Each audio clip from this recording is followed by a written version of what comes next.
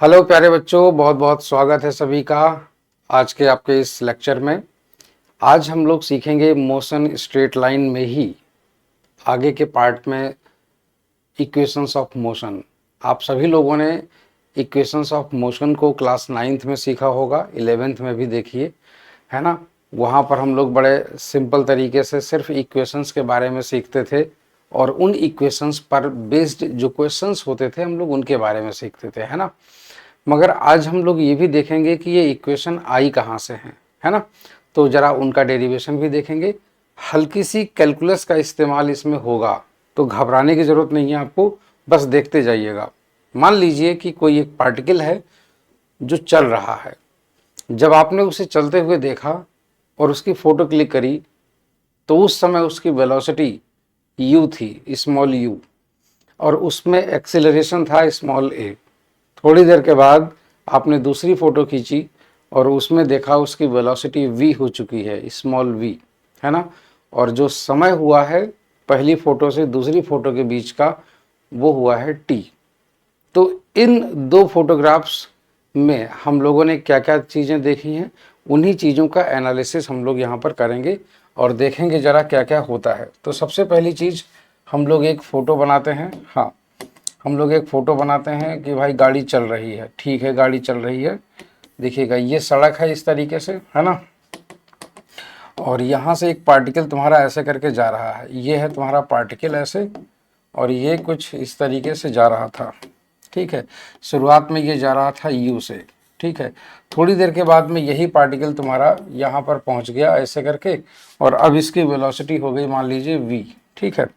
अच्छा, जो टाइम था वो तो ऑब्वियस सी बात है गुजरेगा ही, और टाइम तुम्हारा थोड़ा सा टाइम लिया है इसने, और मान लेते हैं कि यहाँ पर जो टाइम था वो तुम्हारा था 0 और यहाँ पर जो टाइम था वो तुम्हारा हो गया है time t equal to t seconds, ठीक है। अच्छा, दूसरी चीज़, यहाँ से ये जो एक्सेलरेशन है, एक्सेलरेशन इसमें जो प्रोड्यूस हुआ है वो है a, ठीक है। और जो यहाँ से यहाँ तक की जो बीच की जिसने जो दूरी तय करी है वो है s, सपोज दैट, ठीक है। तो ये तुम्हारी दूरी हो गई ऐसे करके। अब हम लोगों को इन्हीं चीज़ों के बारे में ज़रा सीखना है। हम लोग एक्सेलरेशन की डेफिनेशन तो बहुत पहले से जानते हैं कि एक्सेलरेशन एक्चुअली में होता क्या है, ठीक है। तो चलिए देखते हैं ज़रा एक्सेलरेशन की डेफिनेशन के अकॉर्डिंग। तो प्यारे बच्चों, हम लोग एक चीज़ जानते हैं कि जो एक्सेलरेशन होता है ना, एक्सेलरेशन, तो एक्सेलरेशन को हम लोग स्मॉल a से डिनोट करते हैं, है ना। एक्सेलरेशन को हम लोग डिनोट करते हैं स्मॉल a से, और a जो होता है वो होता है तुम्हारा delta v upon delta t, मतलब rate of change of velocity, इसको इस तरीके से लिखते हैं। अगर हम लोग कैलकुलस वाले फॉर्म से लिखें तो हम लोग इसी को dv अपॉन dt भी लिख सकते हैं, है ना। a is equal to dv upon dt। अच्छा, दूसरी चीज़, ये तो हो गया हमारा एक्सेलरेशन का फॉर्मूला कैलकुलस वाले अंदाज में, है ना। जब वेलोसिटी तुम्हारा टाइम का फंक्शन दिया होता है तब हम लोग इसको एक्सेलरेशन को इसी तरीके से कैलकुलेट करते हैं। आप यहाँ पर देख रहे हैं कि जो वेलोसिटी के जो चेंजेस हुए हैं वो तुम्हारे कहाँ से कहाँ तक हुए हैं, तो वो हम लोग देख लेते हैं। वेलोसिटी में जो चेंज हुआ है तुम्हारा वो तुम्हारा स्मॉल u से और v हुआ है, ठीक है ना। ऐसे ही तुम्हारा जो टाइम में चेंज हुआ है, टाइम में वो तुम्हारा चेंज हुआ है कहाँ से, 0 से लेकर के स्मॉल t तक चेंज हुआ है, ठीक है ना। चलिए, और ऐसे ही तुम्हारी जो डिस्टेंस है वो तुम्हारी 0 से लेकर के s तक चेंज हुई है, ठीक है। डिस्टेंस तुम्हारी चेंज हुई है 0 से लेकर के s तक, ठीक। ये हो गया तुम्हारा। तो चलिए अब हम लोग ज़रा देखते हैं कि कैसे क्या यहाँ पर चीज़ें होती हैं, ठीक है। तो ये तुम्हारा डिस्टेंस हो गया, हाँ चलिए कोई बात नहीं, डिस्टेंस। अब ज़रा देखिएगा, एक्सेलरेशन होना वो हम लोगों ने लिखा था acceleration this is equal to dv upon dt, ये हम लोग लिखते हैं। देखिए हम लोग इसी इक्वेशन से सारी इक्वेशंस डिराइव कर देंगे इसी फॉर्मूले से। क्यों, एक्सेलरेशन में वेलोसिटी आ गई तुम्हारी और तुम्हारा टाइम भी आ गया इसी में, है ना। तो हम लोग सबसे पहले एक रिलेशन निकालेंगे, एक्सेलरेशन, वेलोसिटी और टाइम का रिलेशन, ठीक है। तो हम लोग इसको इस तरीके से लिखते हैं a dt this is equal to dv, है ना। और हम लोग दोनों तरफ इंटीग्रेशन करेंगे इस तरीके से। यहाँ पर डेफिनिट इंटीग्रेशन हम लोग यूज़ करते हैं क्योंकि लिमिट्स लगानी ज़रूरी है, इसलिए क्योंकि जो तुम्हारा टाइम है, देखिए यहाँ पर हम लिमिट किसकी लेंगे, पहले ये चीज़ समझो। यहाँ पर वेरिएबल तुम्हारा टाइम है और यहाँ पर वेरिएबल तुम्हारी वेलोसिटी है, तो जो वेरिएबल होगा हम लोग उसी की लिमिट लेंगे, ठीक है। चलिए, तो यहाँ पर हम लोग इस तरीके से देखते हैं, इसका जो टाइम है वो तुम्हारा 0 से t तक की यात्रा हुई है, ठीक है। और यहाँ पर जो वेलोसिटी है तुम्हारी, उसके जो चेंज आए हैं वो तुम्हारे u से v के बीच में चेंज आए हुए हैं, ठीक है। अच्छा, तो यहाँ पर हम लोग a तुम्हारा यहाँ पर कांस्टेंट है, याद रखिएगा। जो एक्सेलरेशन है वो तुम्हारा कांस्टेंट है, एक्सेलरेशन बदलता नहीं है, क्योंकि एक चीज़ आप जानिएगा, equations of motion are always true only for the constant acceleration case, ठीक है। अगर एक्सेलरेशन कांस्टेंट नहीं है तो इक्वेशंस ऑफ मोशन को हम लोग नहीं अप्लाई करते, ठीक है। तो यहाँ से a हमारे पास में बाहर आ जाएगा और इंटीग्रेशन में 0 to t तुम्हारा सिर्फ बचेगा अंदर 1, और ये तुम्हारा dt, ठीक है। और इधर तुम्हारा v इंटीग्रेशन में u और तुम्हारा इधर v, और ये 1 और ये dv, ठीक है। बिल्कुल उसी स्टाइल से यहाँ पर तुम्हारा t बाहर आ जाता है, स्मॉल t, और t का इंटीग्रेशन इस तरीके से होता है, लिमिट लगती है 0 से लेकर के t तक। ऐसे ही यहाँ पर तुम्हारा v आ जाता है, इस इंटीग्रेशन के बाद में लिमिट लगती है तुम्हारी u से लेकर के v तक, ठीक है। तो ये तुम्हारा ये आ गया। अच्छा, दूसरी चीज, ये तुम्हारा इस तरीके से आ गया। अब देखिए, यहाँ से अगर हम लोग इस तरीके से लिखेंगे तो हमारे पास में ये हो जाएगा तुम्हारा at, और इधर तुम्हारा हो जाएगा v माइनस यू, ठीक है, जो कि तुम्हारा इस इक्वेशन बनती है v equal to you plus A T, v equal to you plus A T, ठीक है। ये हो गया तुम्हारा इस तरीके से। तो ये इक्वेशन मोशन की फर्स्ट इक्वेशन है, ठीक है। अब आते हैं, जरा देखते हैं जरा कि सेकेंड इक्वेशन कैसे आती है। चलिए, तो सेकेंड इक्वेशन भी हम लोग सीखेंगे, है ना। सेकेंड इक्वेशन भी हम लोग सीखेंगे कि कैसे आती है निकल करके। तो देखिए, यहाँ पर हम लोगों ने एक चीज़ जान ली कि ये तुम्हारा इक्वेशन हो गया v equal to you plus A T. अब सपोज दैट ये v का मतलब तुम्हारा यहाँ पर है फाइनल वेलोसिटी, ठीक है। तो यहाँ पर मैं इसको लिख देता हूँ, मैं v is the final velocity, v is the final velocity,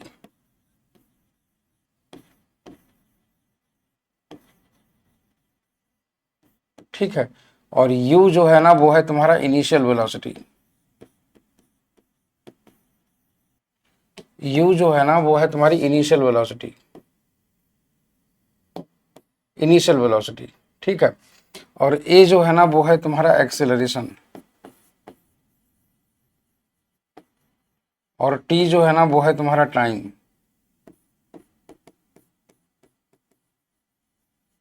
a है वो है तुम्हारा टाइम। तो अब आप देखते हैं जरा यहां से, v इक्वल टू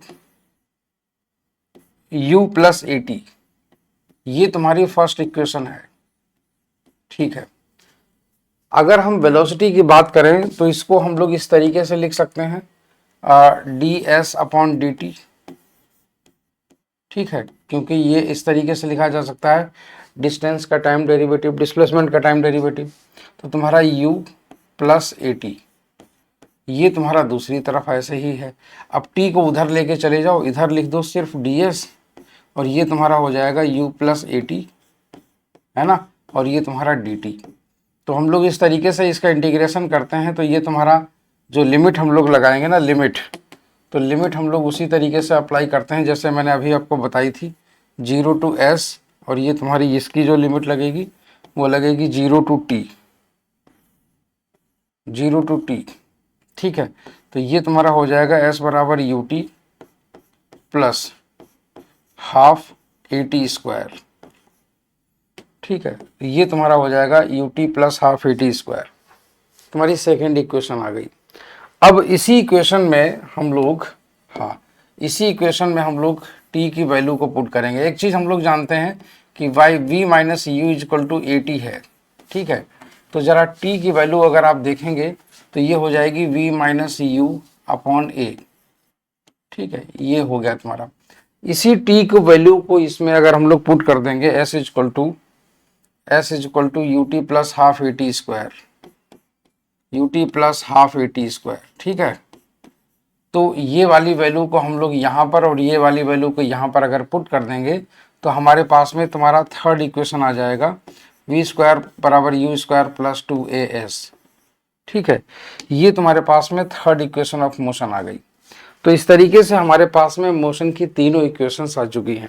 ठीक है, अच्छा दूसरी चीज, अगर हम लोग यहाँ पर इनके वेक्टर फॉर्म लिखने चाहें तो कुछ इस तरीके से भी लिख सकते हैं, s is equal to u t plus 1/2 a t square. ठीक, इसका अगर वेक्टर फॉर्म लिखना चाहें तो वी स्क्वायर बराबर u square plus 2a dot s। ठीक है, ये तुम्हारा हो जाएगा ऐसे करके, और यहाँ पर तुम्हारा ये इस तरीके से हो जाएगा, v is equal to you plus A T. ठीक है, ये इस तरीके से हो जाएगा। तो आई होप सो कि आप लोगों को ये समझ में आ गया होगा कि ये जो मोशन की इक्वेशंस हैं ये एक्चुअल में आती कहाँ से हैं। ठीक है, इनको अप्लाई करना का जो तरीका है वो आप लोग सीख चुके हैं, मगर इन्हीं इक्वेशंस का इस्तेमाल अब थोड़ा सा बड़े लेवल पे होने वाला है, क्योंकि 9th क्लास में हम लोग सिर्फ बहुत हल्के हल्के क्वेश्चंस लगाते थे। यहाँ पर देखिए, जब आप किसी भी चीज को जमीन से ऊपर की ओर फेंकते हैं ऐसे करके, तो वो भी स्ट्रेट लाइन पर जाता है, और अगर कोई ऊपर से अगर हम लोग कोई चीज छोड़ देते हैं जमीन की तरफ तो वो भी स्ट्रेट लाइन पर ही आती है। तो जो मोशन अंडर ग्रेविटी होती है, स्पेशली जब हम लोग कोई ऊपर से कोई चीज ड्रॉप करते हैं मोशन अंडर ग्रेविटी, तो वो भी तुम्हारा स्ट्रेट लाइन का ही एक पार्ट है। इसीलिए जो ग्रेविटी वाले क्वेश्चंस बनते हैं मोशन अंडर ग्रेविटी के, तो जनरली हम लोग ये वाली इक्वेशंस वहां पर भी हम लोग ट्राई करते हैं। ठीक है, तो ये तुम्हारा आई होप सो कि ये सारी चीजें आपकी क्लियर हो जाती हैं। ठीक है, अच्छा दूसरा, अब जैसे अगर हम इनका ग्राफिकल एनालिसिस करना चाहें तो जैसे देखिएगा, फॉर एग्जांपल अगर आप एक ग्राफ बनाएं वेलोसिटी और टाइम का इस तरीके से, तो देखिए इस तरीके से मान लेते हैं, जैसे तुम्हारा ये वर्टिकल एक्सिस है, ये तुम्हारी वर्टिकल एक्सिस है इस तरीके से ऐसे करके। ठीक है, हाँ ये तुम्हारी वर्टिकल एक्सिस है ऐसे करके, और ये है वेलोसिटी वाली एक्सिस। वर्टिकल एक्सिस को वेलोसिटी वाली एक्सिस दे दिया। ठीक है, और जो है ये हॉरिजॉन्टल एक्सिस है, ये तुम्हारी टाइम वाली एक्सिस को हमने बना दिया टाइम वाली एक्सिस। ठीक है, तो एक चीज समझिएगा, हाँ ये तुम्हारी टाइम एक्सिस और ये तुम्हारी वेलोसिटी वाली एक्सिस। ठीक है, चलिए अब इसका जो ग्राफ है तुम्हारा मोशन का, जैसा अभी मैंने लास्ट में बनाया था, तो ग्राफ तुम्हारा यहां से ये चीज शुरू होता है ये। अब आप देखिए यहां पर क्या है, ये तुम्हारा u है, u वेलोसिटी यहां पर है। ठीक है, और इसकी जो यात्रा हो रही है, इसकी जो यात्रा हो रही है वो हो रही है तुम्हारी टाइम t सेकंड तक। यात्रा जो हो रही है वो हो रही है टाइम t सेकंड तक, ये है टाइम t सेकंड्स। ठीक है, और इसका जो स्लोप होगा, इसका जो स्लोप होगा इस तरीके से, वो होगा ये वाला स्लोप। ठीक है, इसका स्लोप तुम्हारा ये होगा थीटा, तो tan थीटा, और इसकी जो फाइनल वेलोसिटी होगी वो तुम्हारी ये होगी ऐसे, ये है तुम्हारी फाइनल वेलोसिटी, हाँ फाइनल वेलोसिटी, और ये तुम्हारी होगी यहाँ पर v, ये होगी तुम्हारी फाइनल वेलोसिटी। तो फाइनल वेलोसिटी और ये इनिशियल वेलोसिटी, और ये तुम्हारा टाइम यहाँ से 0 से लेकर के t के बीच में पहुँचता है। ठीक है, तो 0 से t तक, तो ये तुम्हारा जो ग्राफ है ये दिखाता है इक्वेशन मोशन की, फर्स्ट इक्वेशन का ग्राफ दिखा रहा है। अगर हम इसके नीचे का एरिया दिखा दें, जैसे इस ग्राफ की जो इक्वेशन अगर आप लोग इसकी बनाएंगे इक्वेशन, तो वो तुम्हारी इक्वेशन बनेगी v equal to you plus A t, है ना। बिल्कुल उसी तरीके से जैसे ए टी प्लस यू कर देते हैं हम लोग, तो वो भी कोई गलत नहीं होगा इस तरीके से। बिल्कुल वैसे ही जैसे y equal to M X plus C होता था, है ना, y equal to M X plus C होता था। तो यहाँ पर c तुम्हारा क्या है, एक इंटरसेप्ट है तुम्हारा, ये वाला इंटरसेप्ट है y एक्सिस पर, है ना, ये वाला, और जो स्लोप है इसका m होगा वो वाला तुम्हारा, इसको हम लोग बोलते हैं एक्सेलरेशन। ठीक है ना, ये तुम्हारा स्लोप हो जाएगा इसमें a। आई होप सो कि आप लोगों को ये चीज़ क्लियर हो गई होगी। ठीक है, अच्छा दूसरी चीज़ समझिएगा, हाँ दूसरी चीज़ समझिएगा, अगर हम इसके नीचे का एरिया निकाल दें, अगर हम इसके नीचे का एरिया निकाल देंगे तो एरिया हमें दे देगा सेकेंड इक्वेशन ऑफ मोशन। ठीक है ना, सेकेंड इक्वेशन ऑफ मोशन। तो इस तरीके से हम लोग इसमें ग्राफिकल एनालिसिस भी कर सकते हैं। ठीक है, तो एरिया जो होगा ना वो हमें दे देगा second equation of motion you t plus half a t square, इस तरीके से। तो क्योंकि इसका जो एरिया होगा वो तुम्हारा हाफ ए टी स्क्वायर हो जाएगा और इसका जो एरिया होगा वो तुम्हारा यू टी हो जाएगा, है ना, इस तरीके से। तो ये हो जाता है वी स्क्वायर बराबर यू स्क्वायर प्लस 2as, ठीक है, वो भी तुम्हारा इसी से निकल आता है। चलिए, तो ये आई होप सो कि ये चीज़ आप लोगों को क्लियर हो गई होगी। अब चलते हैं जरा आगे की दिशा में। देखिए, एक अगली हेडिंग है distance travelled during nth second.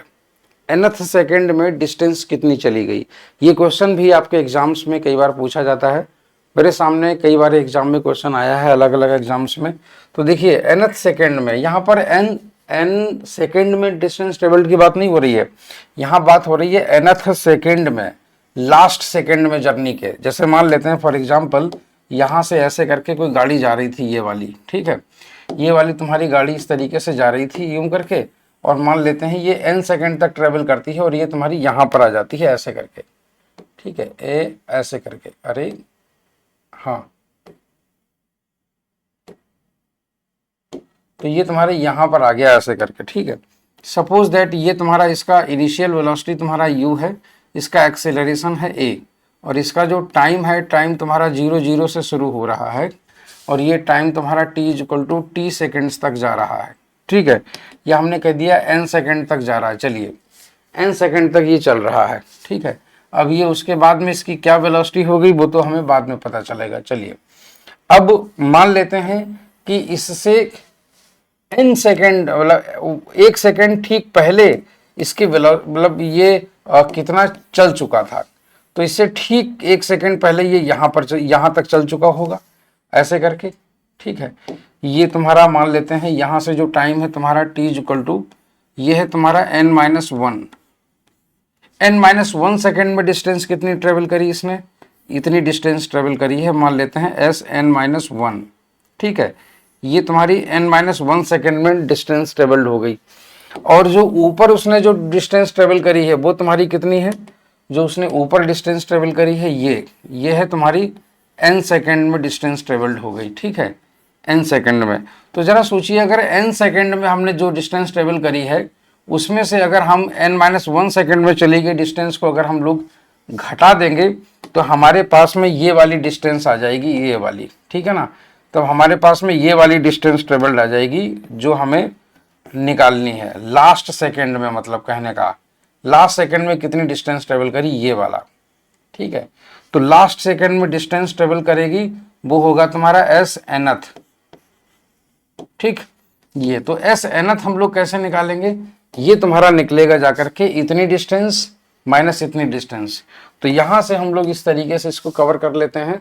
तो ये हम लोग लिखेंगे nth सेकेंड में चली गई दूरी जो होती है वो n सेकेंड में चली गई दूरी माइनस n-1 सेकेंड में चली गई दूरी के बराबर होती है, ठीक है। अब हम लोग सिंपली Sn इक्वल टू तुम्हारा क्या होता है, ये होता है तुम्हारा ut plus half a t square, ठीक है ना, हाफ ए टी स्क्वायर। तो यहाँ से t की जगह पर हम लोग कितना रखेंगे, n रखेंगे यहाँ से, तो ये हो जाएगा तुम्हारा इंटू n, ठीक है, हाँ, इंटू n, ठीक है, into an square.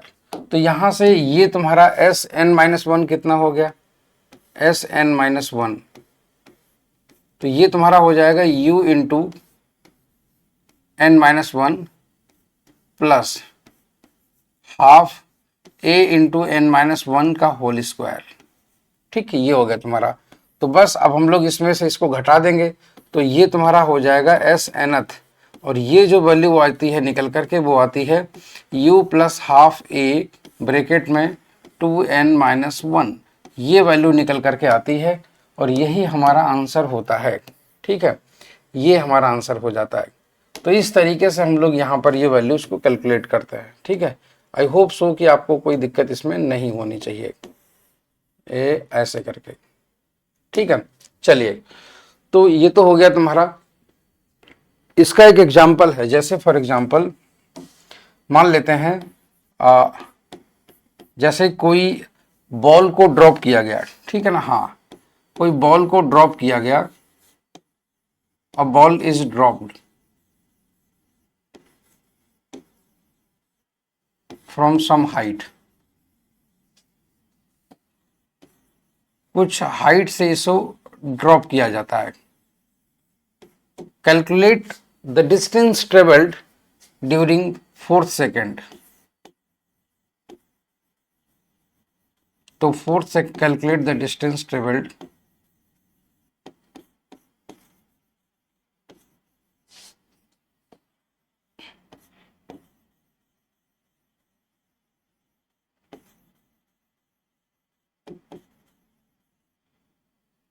During 4th second.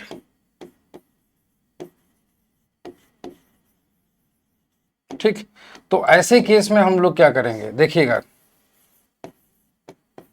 ऐसे केस में हम लोग क्या करेंगे, हम लोग लिखेंगे यहां से एस 4th, मतलब 4th सेकेंड में डिस्टेंस ट्रेवल्ड। तो हम लोग लिखेंगे, देखिए जब यहां पर बात करेगा ड्रॉप्ड की, तो ड्रॉप्ड का मतलब होता है तुम्हारा u equal to 0। Always remember, अगर कभी भी कोई बॉल किसी ऊंचाई से ड्रॉप करी जाए, अगर क्वेश्चन में लिखा है ड्रॉप, समझ जाना इनिशियल वेलोसिटी 0 है, तो हम लोग लिखेंगे 0 प्लस हाफ g। यहां पर ग्रेविटेशनल एक्सेलरेशन ही एक्सेलरेशन होगा, इसीलिए तो 2 इंटू 4 माइनस 1, तो ये तुम्हारा हो जाएगा 2 इंटू 4 मतलब 8, 8 माइनस 1 मतलब 7, तो ये हो जाएगा तुम्हारा 7g/2, या ये कह सकते हैं 7/2g। इतनी हाइट के बराबर होगा इसका आंसर। ठीक, ये हो जाएगा तुम्हारा आंसर। ठीक है, इस तरीके के सवाल जो होते हैं वो आपके क्वेश्चंस में बन सकते हैं। कई बार तो थोड़ा सा ट्रिकी क्वेश्चन भी पूछ देता है। ठीक है, मैं आप लोगों को ट्रिकी क्वेश्चन भी करवाऊंगा, एक बार प्रैक्टिस लेकर के आऊंगा तो मैं उसको ट्रिकी क्वेश्चन करवाऊंगा उसमें। ठीक है, चलिए तो आगे की तरफ देखते हैं जरा, आगे तुम्हारा क्या है आगे। अच्छा, motion under gravity. Okay, motion under gravity है जिसकी मैं अभी बात कर रहा था। तो मोशन अंडर ग्रेविटी, देखिए मोशन करा freely falling bodies from a height h above the ground. मान लेते हैं जैसे कि ये ग्राउंड है, ठीक है, मान लेते हैं कि ये जैसे इस तरीके से ग्राउंड है और कोई बॉडी है, कोई बॉडी इस तरीके से गिर रही है। ठीक है, ये कोई बॉडी है इस तरीके से गिर रही है ऐसे करके, और सपोज दैट कि ये जो गिर रही है उसकी हाइट है यहां से लेकर के h, जमीन से जो हाइट है उसकी वो है h।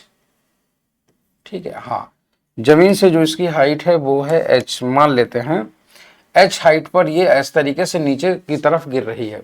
ठीक है, तो जब कभी भी किसी भी बॉडी को मान लेते हैं ये इस तरीके से गिरेगी, तो भाई इसका जो एक्सेलरेशन होगा, इसका जो एक्सेलरेशन होगा वो ग्रेविटेशनल एक्सेलरेशन के बराबर होगा। ऑलवेज रिमेंबर, जब कभी भी कोई बॉडी फ्री फॉल करती है उस समय जो उसका एक्सेलरेशन होता है वो ग्रेविटेशनल एक्सेलरेशन के बराबर होता है। ठीक है, और यहां से सपोज दैट मान लेते हैं जब इसको छोड़ा जाता है तो ये तुम्हारा हो जाता है u इक्वल टू 0।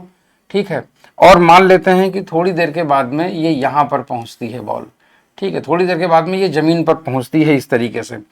तो भाई जब ये जमीन पर पहुंचेगी तो जमीन से टकराएगी भी, है ना, तो जमीन से टकराएगी भी आकर के इस तरीके से। तो हमारे पास में हमें ये जो हाइट है, अगर हमें हाइट पता है तो हाइट के टर्म्स में हम लोग इसकी इक्वेशन क्या लिखेंगे, देखिएगा। तो हाइट के टर्म्स में हम लोग इसकी इक्वेशन क्या लिखेंगे वो आप देखिएगा। हाँ, हाइट के टर्म्स में हम इसकी इक्वेशन ऐसे करके लिखेंगे, समझिए। ये तुम्हारा हाइट है h और ये तुम्हारा हाइट है h। ठीक है, हाँ, तो हाइट के टर्म्स में हम इक्वेशन इस तरीके से लिखेंगे ऐसे करके, h इक्वल्स टू, हाँ, हम लोग लिखेंगे। देखिए एक बात मैं आपको बता दूं, जब कभी भी एक साइन कन्वेंशन मैं आपको पहले ही बता देता हूं, अगर वेलोसिटी ठीक है, वेलोसिटी और एक्सेलरेशन तुम्हारा सेम डायरेक्शन में है, ठीक है ना, वेलोसिटी की डायरेक्शन और एक्सेलरेशन की डायरेक्शन अगर सेम है, ठीक है ना, तब तो तुम्हारा एक्सेलरेशन जो होगा ना वो तुम्हारा पॉजिटिव लिया जाएगा। ठीक है, और अगर तुम्हारा वेलोसिटी की डायरेक्शन तुम्हारी और एक्सेलरेशन की डायरेक्शन तुम्हारी एक दूसरे के अपोजिट है, तो समझ जाना कि एक्सेलरेशन तुम्हारा जो है ना वो नेगेटिव लिया जाएगा। ठीक है, तो समझ जाना कि एक्सेलरेशन तुम्हारा नेगेटिव लिया जाएगा इस तरीके से। तो हम लोग यहाँ पर ऐसे करके एक्सेलरेशन को नेगेटिव लेते हैं, ठीक है ना, हाँ नेगेटिव ले लेते हैं। तो आई होप सो कि आप लोगों को ये चीज़ क्लियर हो गई होगी ऐसे करके, ठीक है। चलिए ऐसे करके, हाँ तो ये हो गया तुम्हारा। अब देखिए यहाँ पर जो हम इक्वेशन लिखेंगे तो लिखेंगे h बराबर, हाँ यहाँ पर हम जो इक्वेशन लिखेंगे तो लिखेंगे h बराबर प्लस h, ठीक है, this is equal to u t plus half g t square, ठीक। ये t क्या है, ये है t तुम्हारा यहां से t इज इक्वल टू 0 से लेकर के t is equal to t seconds में जब ये जमीन पर पहुंचता है तब तक का समय है, ठीक है। ये तुम्हारी इक्वेशन यहां पर बनती है इस तरीके से, ठीक है। ये तुम्हारी इक्वेशन यहां पर ऐसे करके बन जाती है। मगर जरा सोचिए कि अगर ये ड्रॉप किया गया है, अगर ये ड्रॉप किया गया है, ड्रॉप्ड, ठीक है, तो ड्रॉप करने पर u की वैल्यू 0 हो जाती है, तो it means u equal to 0, तो तुम्हारा h बराबर हो जाएगा तुम्हारा हाफ जी टी स्क्वायर, ठीक है ना, हाफ जी टी स्क्वायर, ठीक। तो जब ये हाफ जी टी स्क्वायर हो जाएगा तो जरा हम लोग एक चीज देख रहे हैं, यहाँ पर h और t का अगर हम लोग ग्राफ बना दें, अगर हम लोग h और t का ग्राफ बनाए यहाँ पर तो कैसा बनेगा, देखिए h तुम्हारा इस तरीके से ले लेते हैं a ऐसे करके, और t तुम्हारा ऐसे, ये हॉरिजॉन्टल एक्सिस पे तुम्हारा टाइम वाली एक्सिस मैंने बना दी, ठीक है। तो तुम्हारा h और ये तुम्हारा t, तो देखिए h की जो है ना पावर 1 है, t की पावर 2 है, तो ऑब्वियस सी बात है कि हमारा ये पैराबोला बनता जाएगा। इस तरीके से तुम्हारा पैराबोला बनेगा ओपनिंग अपवर्ड्स, क्योंकि पॉजिटिव टी स्क्वायर है ना। तो इस तरीके से ओपनिंग अपवर्ड तुम्हारा पैराबोला इस तरीके से बन जाएगा। आई होप सो कि क्लियर हो गई, ठीक है ना। कल मिलाकर के चली गई जो दूरी होगी वो टाइम टी इक्वल टू 0 पर, भाई ऑब्वियस सी बात है 0 ही है, मगर जैसे जैसे टाइम बढ़ेगा वैसे वैसे हाइट, मतलब चली गई जो दूरी होगी वो तुम्हारी बढ़ती चली जाएगी, ठीक है। ये हो गया तुम्हारा। अब आते हैं जरा ग्राफ, तुम्हारा ये हो गया। दूसरी चीज, अगर हम इसके एक्सेलरेशन के ग्राफ बना दें, एक्सेलरेशन वर्सेस टाइम का ग्राफ, कोई भी बॉडी जब नीचे गिर रही है, सपोज दैट एक्सेलरेशन, ठीक है, एक्सेलरेशन और टाइम का ग्राफ अगर हम लोग बना दें तो हम लोग एक चीज जान रहे हैं, जब बॉडी नीचे की ओर गिराई जाती है या नीचे से ऊपर फेंकी जाती है उस समय बॉडी का एक्सेलरेशन ग्रेविटेशनल एक्सेलरेशन के बराबर होता है, ठीक है ना। ग्रेविटेशनल एक्सेलरेशन जो होता है उसकी वैल्यू कांस्टेंट रहती है। तो इसी वजह से हम लोग क्या करेंगे, इसी वजह से हम लोग क्या करेंगे कि इसकी जो वैल्यू है ना वो कांस्टेंट रखेंगे, ठीक है। इस तरीके से ये तुम्हारा कांस्टेंट हो जाएगा ऐसे करके, ये होगा तुम्हारा, और इसकी वैल्यू तुम्हारी एक्सेलरेशन की कांस्टेंट रहेगी, ठीक है। अब आते हैं जरा स्पीड के साथ में। तुम्हारा हो गया ग्राफ में ये एक्सेलरेशन वर्सेस टाइम ग्राफ हो गया, एक्सेलरेशन वर्सेस टाइम ग्राफ हो गया, और उसके बाद में तुम्हारा v हो गया, ठीक है ना। हाँ अब देख लेते हैं जरा कि जमीन पर ये किस वेलोसिटी से टकराएगा आकर के। मान लेते हैं कि जमीन पर ये टकराएगा v वेलोसिटी से, ठीक है। तब हम लोग इसके वेलोसिटी वर्सेस टाइम ग्राफ देख लेते हैं। तो वेलोसिटी देख लेते हैं जरा, ठीक है, वेलोसिटी और टाइम का ग्राफ देख लेते हैं। तो देखिए यहाँ पर जो वेलोसिटी टाइम का जो पहले रिलेशन हम लोग अगर देखेंगे तो ये स्ट्रेट लाइन मोशन है, और जिस डायरेक्शन में ये आ रहा है, जिस तरफ ये गिर रहा है, तो इसकी इक्वेशन जो बनेगी वो बनेगी u प्लस जी टी, ठीक। ये इसकी इक्वेशन बनेगी इस तरीके से। तो ऑब्वियस सी बात है ये तुम्हारी बिल्कुल लीनियर इक्वेशन है। यहां से अगर हम लोग देखें तो u इक्वल टू जी तुम्हारा 0 है, ड्रॉप किया गया है, तो ये तुम्हारा हो जाएगा v equal to g t. तो v equal to g t का मतलब हो जाएगा y बराबर एम एक्स, ठीक है ना। हाँ तो y बराबर एम एक्स वाला फॉर्म बनेगा। तो ये तुम्हारी एक स्ट्रेट लाइन इक्वेशन बन जाएगी इस तरीके से, ठीक है ना। ये तुम्हारी स्ट्रेट लाइन बन जाएगी ऐसे करके बस। और इसका जो स्लोप होगा, इसका जो स्लोप होगा टेन थीटा, वो तुम्हें दे देगा टेन थीटा इक्वल टू दे देगा जी, टेन थीटा इक्वल टू जी दे देगा एक्सीलरेशन, ठीक है ना, वहां पर, ठीक। तो ये चीज हमारी यहां से क्लियर हो जाती है। तो हमारे पास में ये ग्राफिकल एनालिसिस क्लियर हो जाता है। आई होप सो कि आप लोगों को ये चीज एकदम क्लियर हो गई होगी, आप लोग इस चीज को देख सकते हैं, ठीक है ना। चलिए अब हम लोग आते हैं जरा अब हम लोग आते हैं जब बॉडी को नीचे से ऊपर की ओर फेंका जाए, जब बॉडी को नीचे से ऊपर की ओर फेंकेंगे तो आप एक बात समझिएगा, जब किसी भी बॉडी को नीचे से ऊपर की ओर फेंका जाता है तो उस पर एक्सेलरेशन कांस्टेंट लगता है और उसकी वैल्यू होती है जी। तो नीचे से जब फेंकोगे तो उस समय वेलोसिटी उसकी मैक्सिमम होगी, मगर धीरे धीरे धीरे धीरे धीरे धीरे जब वो मैक्सिमम हाइट पर पहुंचेगा तो उसकी वेलोसिटी जीरो हो जाती है, उसकी वेलोसिटी जीरो हो गई। अच्छा, उसके बाद में वो वहां से फिर नीचे गिरना शुरू करता है, फिर उसकी वेलोसिटी धीरे धीरे बढ़ती है और जमीन पर आकर के फिर उतनी ही हो जाती है जिस वेलोसिटी से उसे नीचे से ऊपर फेंका गया था। ठीक है, तो ये तो तुम्हारा वेलोसिटी का मतलब एनालिसिस हो गया। अब डिस्प्लेसमेंट समझो, डिस्प्लेसमेंट जब नीचे से हमने फेंका तो डिस्प्लेसमेंट पहले बढ़ेगा, कहां तक बढ़ेगा, जब वो वहां तक बढ़ेगा जब तक ये मैक्सिमम हाइट पर जाएगा। तो मैक्सिमम हाइट पर ये अपने ओरिजिनल पोजीशन से मैक्सिमम डिस्टेंस पर होगा, तो उस समय इसका डिस्प्लेसमेंट मैक्सिमम होगा। मगर जब वो वापस आने लगेगा तो उसका डिस्प्लेसमेंट घटने लगेगा। क्यों? क्योंकि ये वाली जो ऊंचाई है ना, ये लगातार ऐसे ऐसे ऐसे ऐसे आने लगेगा, तो जाकर के जब वो वापस आने लगेगा तो डिस्प्लेसमेंट घटेगा। जब वो वापस उसी जमीन पर गिर जाएगा तो वो डिस्प्लेसमेंट घट के जीरो हो जाएगा। इसका मतलब डिस्प्लेसमेंट का जो ग्राफ बनेगा वो पहले तो ग्राफ उठेगा ऊपर की तरफ, उसके बाद में फिर वो नीचे आ जाएगा, है ना। और ग्राफ हमेशा ऐसा होना चाहिए जो वेलोसिटी को भी बताए, जो वेलोसिटी को भी डिफाइन करे, है ना। तो जब ये ऊपर की तरफ जाएगा तो मैक्सिमम हाइट पर इसकी वेलोसिटी जीरो हो जाएगी। तो इसका मतलब ये है कि जब ये मैक्सिमम हाइट पर हो, इसका मतलब मैक्सिमम डिस्प्लेसमेंट पर हो, तब इसका स्लोप जीरो होना चाहिए ग्राफ का। और जब ये वापस जमीन पर आए तो इसका स्लोप उतना ही होना चाहिए जितना शुरुआत में था, ताकि वेलोसिटी, जितनी वेलोसिटी से फेंका गया था उसी वेलोसिटी से जमीन पर पहुंचेगा। ये ध्यान रखना, हमेशा सेम हाइट पर ऑब्जेक्ट की जाते समय जो स्पीड होगी वही आते समय स्पीड होती है, ध्यान रखिएगा हमेशा। ठीक है, चलिए तो आगे की तरफ हम लोग चलते हैं। अब चलते हैं motion under gravity, body is projected vertically upward. तो जैसे हमने आपसे बोला कि किसी भी बॉडी को इस तरीके से ऐसे ऐसे करके जमीन से ऊपर की ओर फेंका गया है। ठीक है, जमीन से ऊपर की ओर फेंका गया ऐसे करके ये, और मान लेते हैं कुछ ऐसे फेंका गया इस तरीके से। ठीक है, सपोज दैट, और ये जो है ना इसका फेंके जाने का ये इसका रास्ता है यहां से लेकर के यहां तक। ठीक है, ऐसे करके तो क्या होता है कि ये जो बॉल है ना ये यहां से फेंकी गई और ये मैक्सिमम हाइट पर जब ये पहुंची है तो यहां से जब इसको फेंका गया था तो इसकी वेलोसिटी मैक्सिमम थी।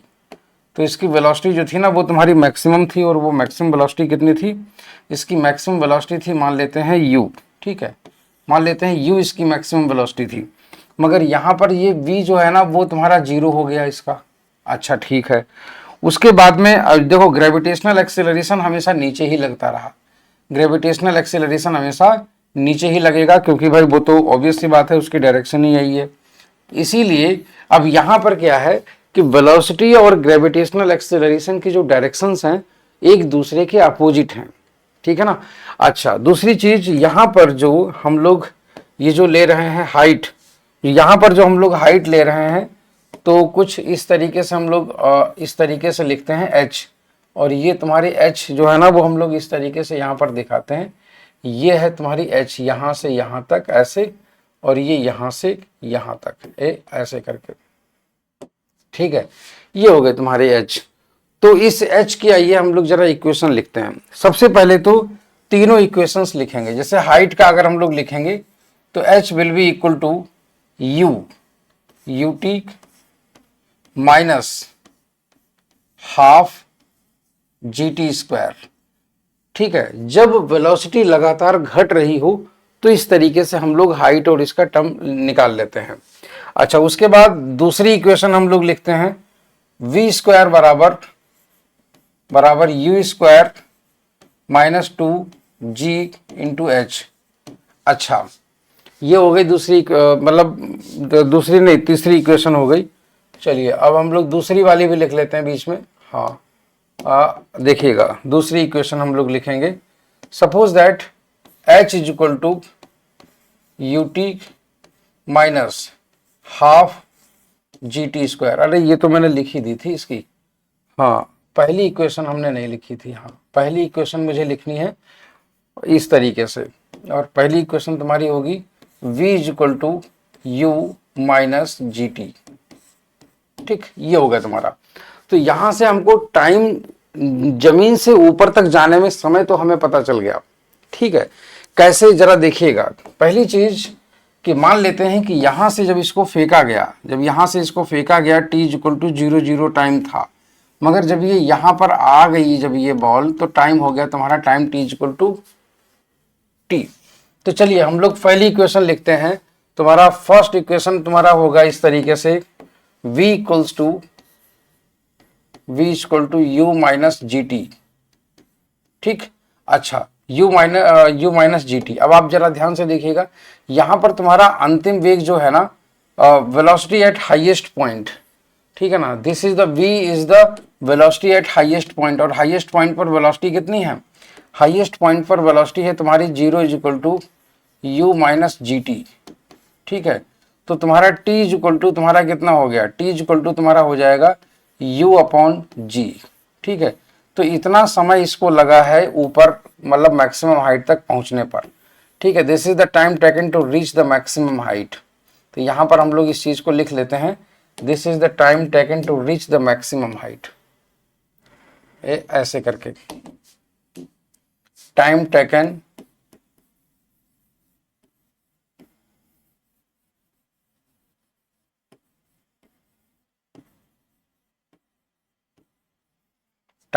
to reach maximum height।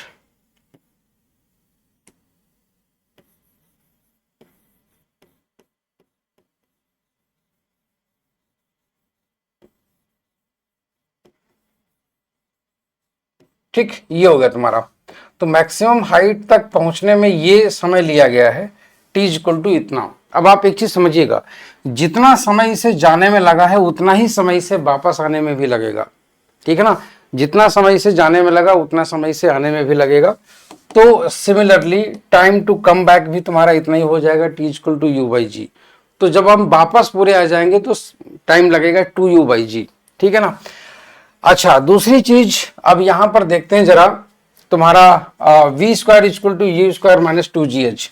तो देखते हैं जरा, यहां से हम लोगों को v square this is equal to u square minus 2 into g into h. तो यहां से ये चीज तो वैल्यू 0 हो गई, तो ये हो गया तुम्हारा यू स्क्वायर माइनस 2gh। ठीक है, तो यहां से अगर हम लोग इस तरीके से लिखेंगे तो हम लोग लिखेंगे u square this is equal to 2gh। ठीक है ना, या हम लोग इसको सीधे सीधे इस तरीके से लिख सकते हैं, h will be equal to 1/2g into u square. ठीक है ना, तो हाइट के साथ इसकी स्पीड का रिलेशन भी हम लोग देख सकते हैं, हाइट के साथ। तो हाइट के साथ में इसकी स्पीड का रिलेशन भी हम लोग देख सकते हैं, ये वाला आएगा, है ना, ये वाला। तो ये तो तुम्हारा इनिशियल स्पीड का तुम्हारा हो गया, इनिशियल स्पीड का। ठीक है, और दूसरी चीज तुम्हारा फाइनल वाला जो अगर हम लोग रिलेशन देखें, फाइनल वाला, तो फाइनल वाला तुम्हारा जो फाइनल वेलोसिटी जो तुम्हारी होगी ना, वो तुम्हारी ये होगी v square equal to u square minus 2gh। तो यहां से अगर आप लोग एक चीज देखते हैं कि अगर ये वाला जो रिलेशन तुम्हारा होता है ना, v स्क्वायर बराबर यू स्क्वायर माइनस 2gh, तो यहां से एक चीज आप देखिएगा, ये तुम्हारी फाइनल वेलोसिटी है और ये तुम्हारी हाइट है। तो फाइनल वेलोसिटी और जो हाइट का जो रिलेशन बनता है यहाँ पर, उसके पहले माइनस का साइन है। ठीक है, तो जो तुम्हारा h और v का जो ग्राफ बनेगा, मतलब हाइट और फाइनल वेलोसिटी का, तो क्या होता है कि मैक्सिमम हाइट पर फाइनल वेलोसिटी तुम्हारी 0 हो जाती है नीचे से जब ये ऊपर फेंका जाता है। ठीक है, इसीलिए जो इसका हम लोग ये कहेंगे कि जो तुम्हारा ग्राफ बनेगा वो कुछ इस तरीके से बनेगा। पहले तो आप कुछ बेसिक ग्राफ हम लोग देख लेते हैं, बेसिक ग्राफ। ठीक है, बेसिक ग्राफ मतलब जैसे एक्सेलरेशन का, टाइम का, इन सब का। ठीक है, एक्सेलरेशन और टाइम का ग्राफ। देखिए, एक्सेलरेशन और टाइम का ग्राफ हम लोग क्या बनेगा यहाँ पर, थोड़ा सा गेस करिए आप, क्योंकि बहुत इजी है। अभी मैंने आपको थोड़ी सी हिंट दी थी। यहाँ पर एक्सेलरेशन का जो ग्राफ बनेगा वो तुम्हारा कांस्टेंट होगा। पूछिए क्यों? क्योंकि भैया एक्सेलरेशन कांस्टेंट है ना, क्योंकि एक्सेलरेशन तुम्हारा कांस्टेंट है तो, और कांस्टेंट एक्सेलरेशन की वैल्यू है तुम्हारी जी, टाइम के साथ में वो तुम्हारा नहीं चेंज होगा, वो उतना ही रहेगा। तो इसीलिए ये तुम्हारा एक्सेलरेशन वर्सेस टाइम ग्राफ तुम्हारा ऐसे बन जाएगा, ठीक है ना, एक्सेलरेशन वर्सेस टाइम ग्राफ। मगर जब नीचे से ऊपर फेंका गया है, ठीक है, नीचे से ऊपर फेंका गया है इसको ऐसे करके, और ये बाद में वापस भी आता है, मान लेते हैं बाद में वापस भी आता है, तो जरा ध्यान से देखिएगा, इस तरीके से ये वापस भी आएगा ऐसे करके, ठीक है। तो जब ये वापस आएगा तो ऑब्वियस सी बात है भाई, ऐसे करके आ रहा होगा, ये रास्ते में वापस होगा, है ना, और ये इस तरीके से आएगा, ये वापस यहाँ पर आकर के गिर जाएगा इस तरीके से, ठीक है। तो जरा एक चीज आप ध्यान करिए इसमें, वापस आते समय, हाँ, वापस आते समय इसकी वेलोसिटी, यहाँ पर वेलोसिटी 0 है, और यहाँ पर जो वेलोसिटी अंतिम वाली वेलोसिटी होगी वो तुम्हारी u के बराबर हो जाएगी, जिस वेलोसिटी से इसको फेंका गया था, ठीक है ना। मगर मैक्सिमम वेलोसिटी, सॉरी, तुम्हारा वेलोसिटी 0 कहाँ पर है, इसकी जो यात्रा है तुम्हारी, इसकी जो यात्रा है इस तरीके से ऐसे जाने की और वापस आने की, ठीक है ना, रुकिए जरा, हाँ, इसकी जो यात्रा है इस तरीके से वापस आके और वापस जाने की जमीन पर, वो तुम्हारी कुछ ऐसी है, ऐसे करके, हाँ, इसकी जो यात्रा है वो तुम्हारा ऐसे करके है। यहाँ पर इसकी वेलोसिटी जो होती है ना, वो तुम्हारी वेलोसिटी 0 हो जाती है ऐसे करके, ये ऊपर गया था और ये ऐसे करके आ गया, ठीक है। तो यहां से ये कह सकते हैं कि टाइम t इक्वल टू 0 है, और ये तुम्हारा time t equal to u upon g है, ठीक है, u अपॉन जी पर इसकी वेलोसिटी 0, और ये टाइम t इक्वल टू तुम्हारा है 2u अपॉन जी, और यहाँ पर वापस इसकी वेलोसिटी कितनी हो जाती है, u के बराबर हो जाती है, ठीक है। तो आइए जरा हम लोग एक काम करते हैं कि इसका हम लोग एक दूसरा ग्राफ बनाते हैं। तो इसका जो दूसरा ग्राफ हम लोग बनाएंगे वो बनाएंगे जरा डिस्प्लेसमेंट का, ठीक है, डिस्प्लेसमेंट का ग्राफ दिखेगा कैसे बनेगा। तो सबसे पहली चीज मैंने आपको बिल्कुल ये टॉपिक शुरुआत होने से पहले मैंने आपको बताया था कि डिस्प्लेसमेंट, जब ये पार्टिकल नीचे से ऊपर की तरफ गया तब डिस्प्लेसमेंट इसका मैक्सिमम था, जब ये मैक्सिमम हाइट पर था तब डिस्प्लेसमेंट मैक्सिमम था। मगर जब ये वापस आने लगा तो ये इसका डिस्प्लेसमेंट घटने लगा, है ना, जब ये जमीन पर वापस आ गया तो डिस्प्लेसमेंट 0 हो गया।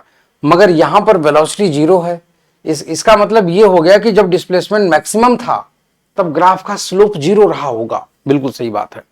इसका मतलब ये हो जाएगा कि जो तुम्हारा ग्राफ बनेगा वो तुम्हारा कुछ इस तरीके का बनेगा, ऐसे करके, पैराबोला शेप में, ऐसे करके, ठीक है, इस तरीके का तुम्हारा कुछ ग्राफ बनेगा, ऐसे करके, हाँ, इस तरीके का तुम्हारा ग्राफ यू बन जाएगा तुम्हारा, ये बन गया तुम्हारा ग्राफ, ठीक है।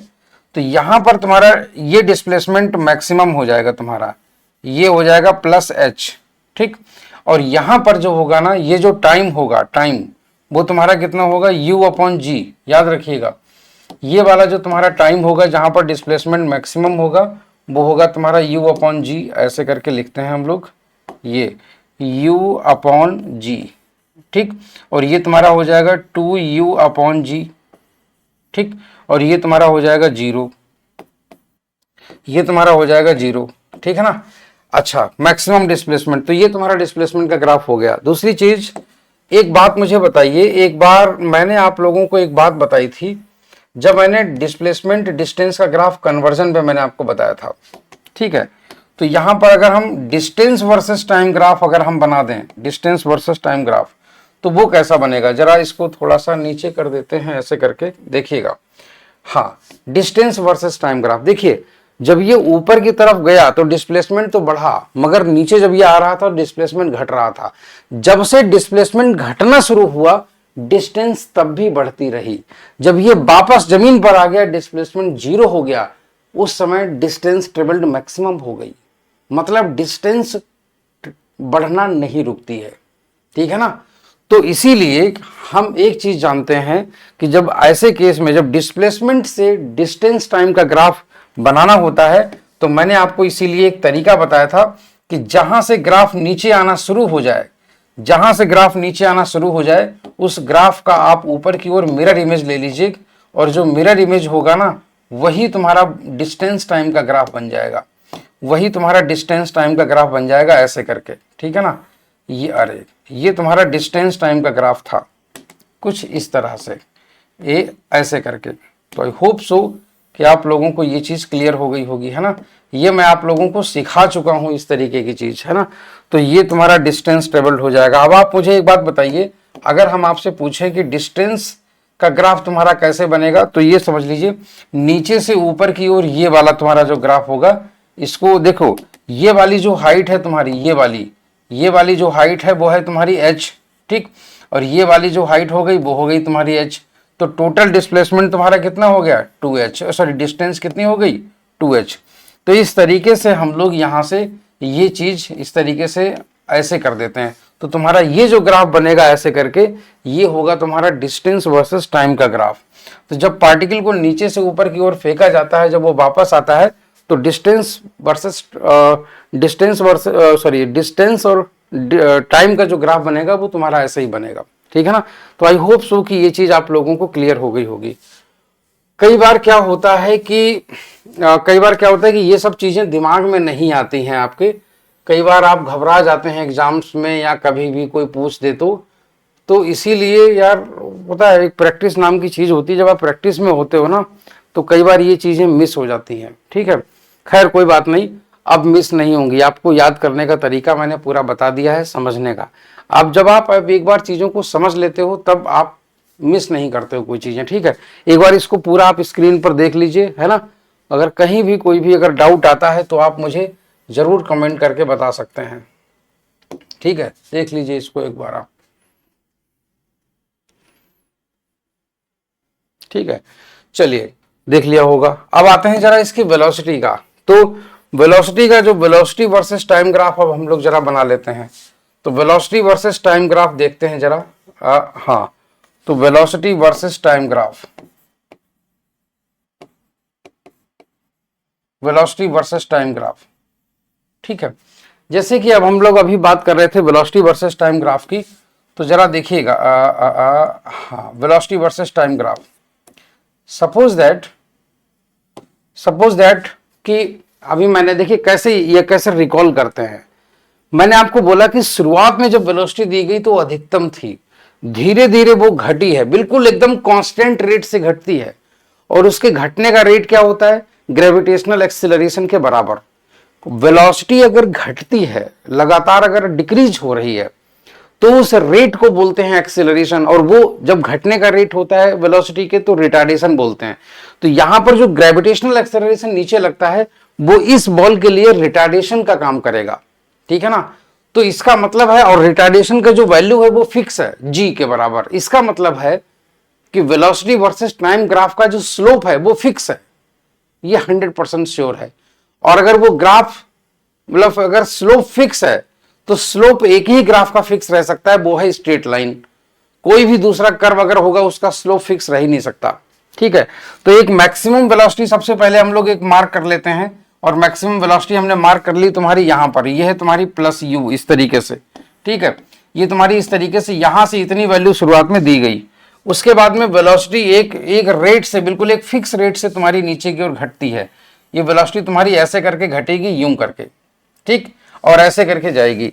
तो जब वेलोसिटी जब ये ऊपर की तरफ गया और जब वो नीचे की तरफ आया, तो यहां पर इसकी जो वेलोसिटी थी ना, यहां पर इस तरीके से, तो ये तुम्हारी वेलोसिटी थी माइनस यू।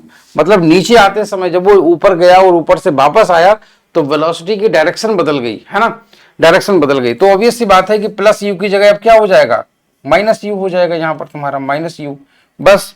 तो तुम्हारा ग्राफ जो है ना, वो तुम्हारा माइनस यू तक आ जाएगा, ऐसे करके।